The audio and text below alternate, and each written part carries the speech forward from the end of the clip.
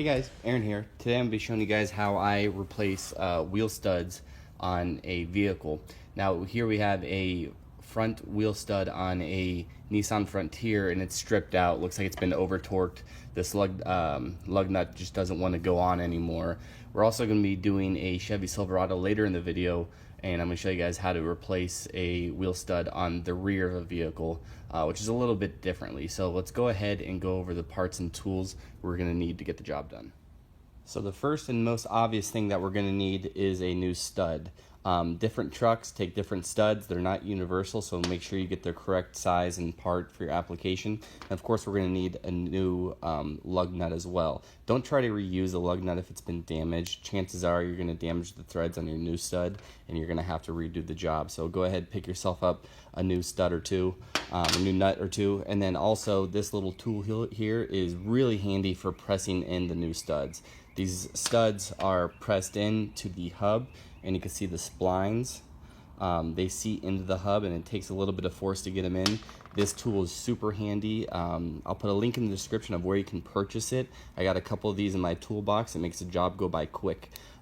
If you don't have that, there's another way that you can press them in using a couple washers, using your lug nut and a little bit of grease. I'll go over that method. It works. It's not as quick, and I really don't prefer it, especially if you have the tool. So let's go ahead and get to the first thing that we need to do to replace it. So the first thing we're going to do is we got to remove the wheel. Jack up your vehicle using a properly rated jack and jack stand. Let's go ahead and take these lug nuts off.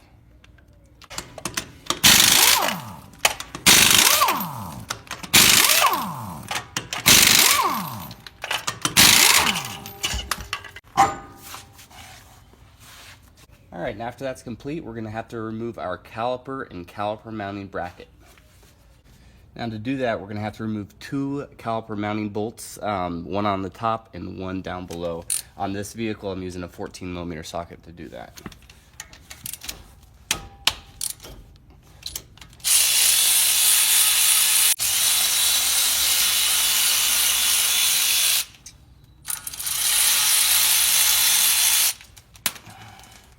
Once those bolts are removed, we can just simply take our caliper and set it aside. Now we're going to remove the brake pads. Now we're going to go ahead and remove our caliper mounting bracket now that we got the brake pads out of the way. Using a 19mm socket, we're going to go ahead and remove two bolts that are on the back of the spindle. One up and one is down.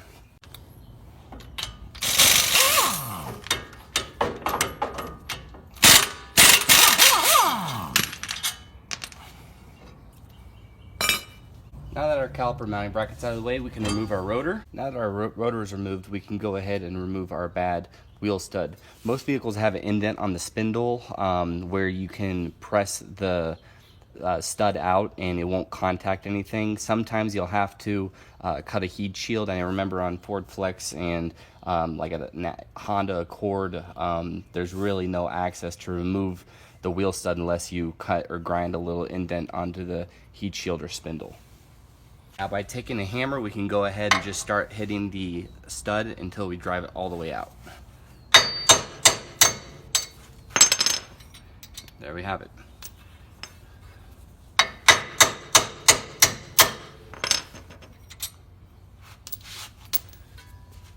Now when we put our new one in, we can go ahead and pull on it as hard as we can.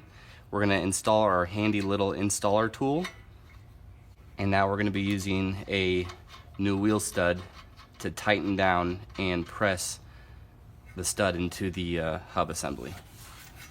And what we're going to do is we're going to tighten down this lug nut until this little cap becomes even and fully mated with the flange of our hub. That way we know that the lug is fully seated.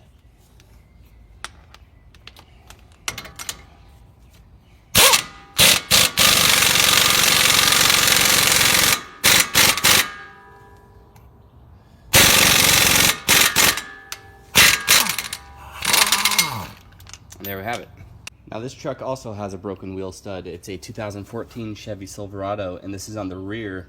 You can actually see it snapped when somebody went to torque it on, so we're pretty much going to have to remove the wheel and the brakes, just like the first Frontier we worked on, and then we're going to have to work around the parking brake assembly to get that stud out.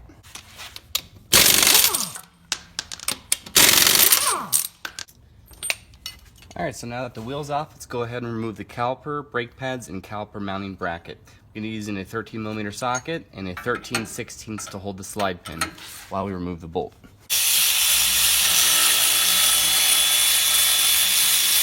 Next, we need to go ahead and remove both bolts that hold on the caliper mounting bracket using an 18mm wrench.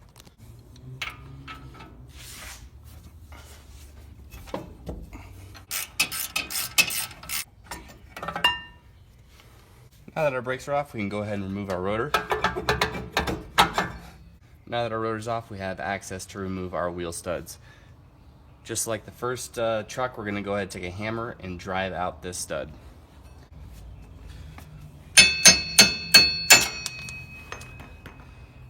There's that. Now here's our new stud. We're just going to go ahead and insert it. You may have to turn the flange a little bit in order to remove this get the parking brake out of the way.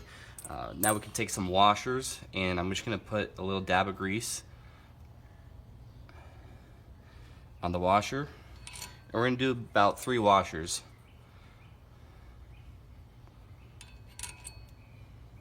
So the light film helps the washers move so we don't damage the flange on our hub here.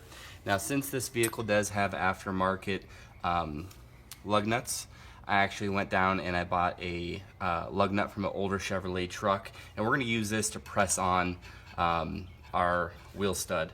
I'm not going to use this. I really don't want to damage this. Going to have to probably go to some discount tire or something to get a replacement from this. Most auto parts stores don't carry this type. So let's go ahead and tighten down our lug nut. And now we can go ahead, put a socket on here, and press our stud all the way on. And we know it's fully seated.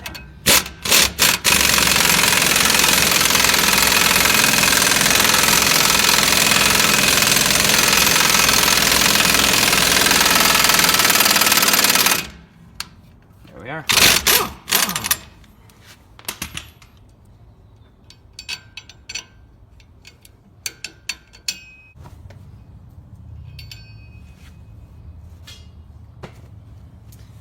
Now from here we can go ahead and put our braking system back on, and everything's good to go. Hope this video has helped you out, maybe gave you a couple quick tips on how to do the job easily. Don't forget to check out the link in the description for where you can purchase this part for a good price. Thanks for watching as always, guys. See you next time.